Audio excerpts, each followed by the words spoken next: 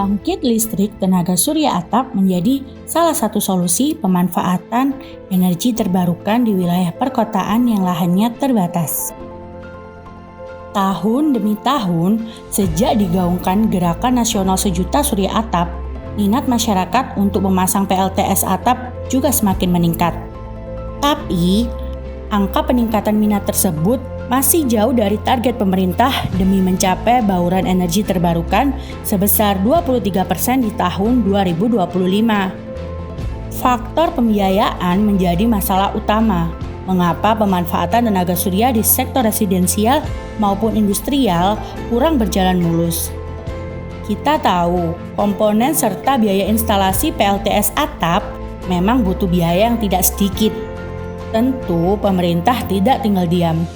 Salah satu upaya strategis yang patut kita apresiasi adalah program insentif PLTS atap untuk mengajak lebih banyak masyarakat memasang PLTS atap.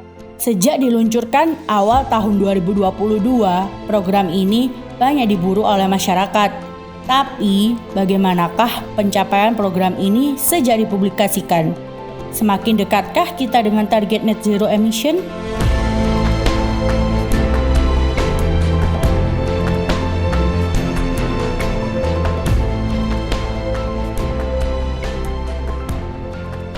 Jadi titik tekan dari M3 ini adalah bagaimana membantu pemerintah Indonesia, utamanya dalam mitigasi penurunan gas rumah kaca yang berlaku untuk nasional dan juga untuk global.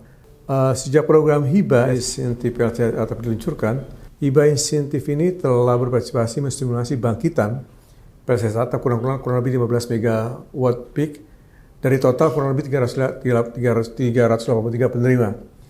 383 penerima ini bisa dibagi dalam beberapa kategori pelanggan PLN, dari bergerak dari rumah pelanggan PLN untuk rumah tangga, bisnis, industri, dan sosial. Dari sektor ekonomi biasanya yang paling gampang yang diukur adalah bagaimana dia bisa dimanfaatkan menurunkan tagihan listrik ya. Kemarin dari apa yang sudah kami lakukan kurang lebih bisa dikuantifikasi kurang lebih 43 miliar rupiah yang sudah terbangkitkan secara ekonomi dari kegiatan ini. Berikutnya dari sektor lingkungan bisa dikatakan juga di sektor lingkungan berkontribusi kurang lebih 7.500 ton CO2 yang kita tahu sekarang bagaimana di dunia ini sekarang global sedang marah sekali untuk gas rumah kaca. Jadi secara nyata memang sudah dibuktikan bahwa kegiatan PLTS atap kemarin mampu berkontribusi 7.500 ton CO2. Utomo Solar Roof menjadi salah satu EPC yang mendapatkan izin pemasangan PLTS. Utomo Solar Roof pun turut membantu proses administrasi bagi pelanggan PLTS atap yang ingin mendapatkan insentif ini.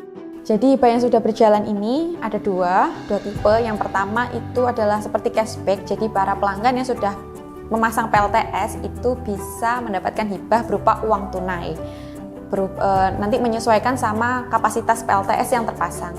Kemudian kalau yang kedua itu 100% akan didanai oleh hibahnya. Jadi untuk pelanggan yang berkeinginan untuk atau berencana untuk pemasangan PLTS itu gratis tanpa bayar, nanti didanai oleh hibah tersebut.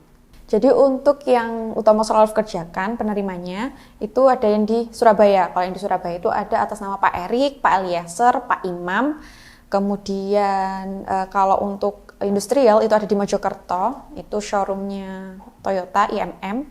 Kemudian untuk di Bali juga ada atas nama Pak Ida Bagus. Itu untuk yang dapat cashback atau uang tunai. Kemudian kalau untuk yang 100% dananya itu ditanggung oleh hibah, itu ada yang pertama di Surabaya, salah satu masjid di daerah Rungkut, Al-Hikmah namanya. Kemudian juga di Universitas Syekh Kuala di Aceh. Jadi seperti yang sudah kita lakukan pelayanannya dari Utomo Solar Roof, yang pertama pasti kita akan sosialisasi dulu terkait hibahnya. Jadi untuk pelanggan nih jadi tahu apa sih hibahnya, kemudian skemanya seperti apa, keuntungannya seperti apa, pasti itu kita sosialisasikan kepada pelanggan-pelanggan kami. Kemudian kami juga akan bantu untuk administrasinya. Dan yang ketiga pasti di pemasangannya kami juga akan bantu. Utomo Solar Roof terus berinovasi, menghadirkan komponen-komponen PLTS berkualitas sesuai standar nasional Indonesia dan mudah dijangkau oleh masyarakat melalui beragam kanal e-commerce langganan. Target net zero emission bukan pekerjaan pemerintah seorang diri. Semua pihak mulai dari sektor swasta hingga masyarakat diharapkan memainkan peran masing-masing demi tercapainya target Indonesia bebas emisi 2060. Ayo beralih ke energi bersih bersama Utomo Solaruf.